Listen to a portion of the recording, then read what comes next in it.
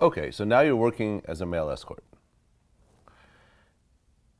And technically, these women are paying you for your time to hang out with them. Yeah. Right. Then and now. Then and now. Yep. How did your first date go? Everything I've done, becoming this male escort, the success I've had, the TV show, it's all humbled me greatly. But at the time, man, I'm the shit. I was arrogant. I was cocky. I was trying. I had heart. I had some fight in me. I was fighting, but man, I made it. I'm doing something. Even though the bookings weren't coming in that steadily, it's pretty much one or two hour bookings a month, which is nothing compared to what I've done the last 7 years now.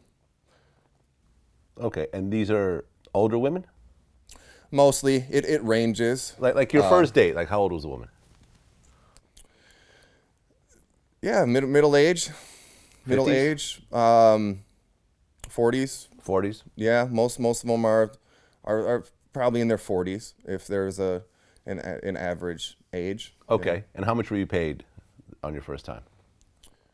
If you remember that far. What was my rate? It was a lot at the time. Maybe like $1,200 for a 2-hour booking, something like that. Okay. No. 600. 600. Probably close to 600. Yeah, Okay. I don't remember exactly. Is that what you got? I remember it was as much as I made doing like a really great night of stripping, like 3 or 4 shows with awesome tips, and it was a 1 or 2 hour booking. And did you get that, or you had to split that with the company? My price then and now is up on the website, and they take 20%. They take 20%. Okay. Yeah. So you go hang out with this girl for 2 hours. Did you guys actually have sex that night or no? First booking, no. No. Okay. Did she try to have sex? Did she try to have sex with you? A lot of the bookings, it's different with girls. If guys get an escort, they're there for the one reason, and it was kind of unexplored territory as well for a woman doing it. Mm-hmm. The guys pretty much get a girl for one reason. Women don't get a guy for one reason. Obviously, if you're in any type of relationship, you would like for it to evolve and have some type of connection and communication, to have something special and have something like that evolve. But no, it doesn't always happen. It usually doesn't happen on first dates. It's kind of a feeling out process. I like for it to absorb. Now, I'll see anybody once. I do a 4-hour minimum now for the meet and greet, and then on weekends it's a minimum of an overnight. And there's got to be that feeling out process, and I don't like when I was booking the Abbey and running around in Hollywood partying and hooking up with all these girls. I don't do that now. I sleep with less girls now than I used to in professional or personal life. So okay. So you started doing the Gigolo thing, the male escort thing. Now, were they trying to book you for men as well during this time? Not this agency, no. It's The other ones I talked to, they said we only have guys, we don't have any female clientele. But this one is strictly straight men for straight women. Okay, because like for example, I've interviewed a lot of porn stars. What percentage of male porn stars do you feel are bisexual? More than half. Like 60%, 70%? 75%. 3 out of 4. Yeah. So 3/4 of the male porn stars you watch on camera are having sex with men as well. I think so. Off camera. I think so. Or gay for pay. I believe that too. Or gay for pay. Yeah, exactly. Where for them, they've gotten into a certain sexual zone where it's just, I get hard and I do what I need for money, and it's I know that for a fact. I know a lot of them. I don't know if it's that high of a percentage, but yeah, for sure. So did you ever mess around with men? I didn't explore that. At the Abbey too, I'd get approached by people. Yeah. $8,000 just to blow me. Right. Shit like that. I talked, and I never did it. I talked to some of my straight friends. They're like, for $8,000, they're like, I would do that shit. I'm like, what?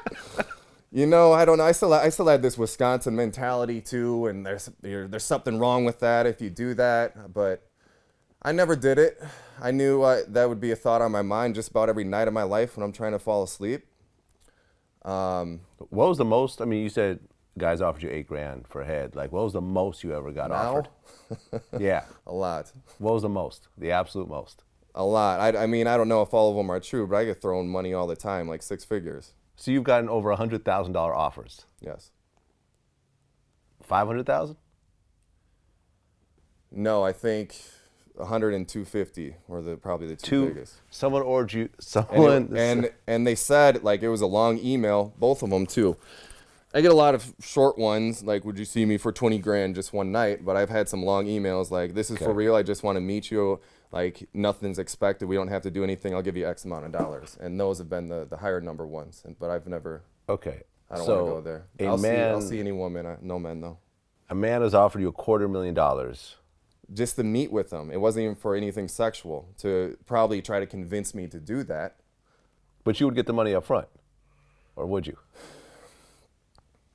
You see where I I'm always going get here? the money up front, and Yeah. I know, and I don't really fucking care that much anyways. But I don't want to tarnish this company, my reputation, what I have built. Since I haven't gone there, it could be a news reporter. Who fucking knows? You know, Okay. it could be a setup situation, but I don't need to, anyways. Especially at this time with how I'm doing now. I don't need to go there. Okay. Now, I guess transsexuals have wanted to meet up with you as well.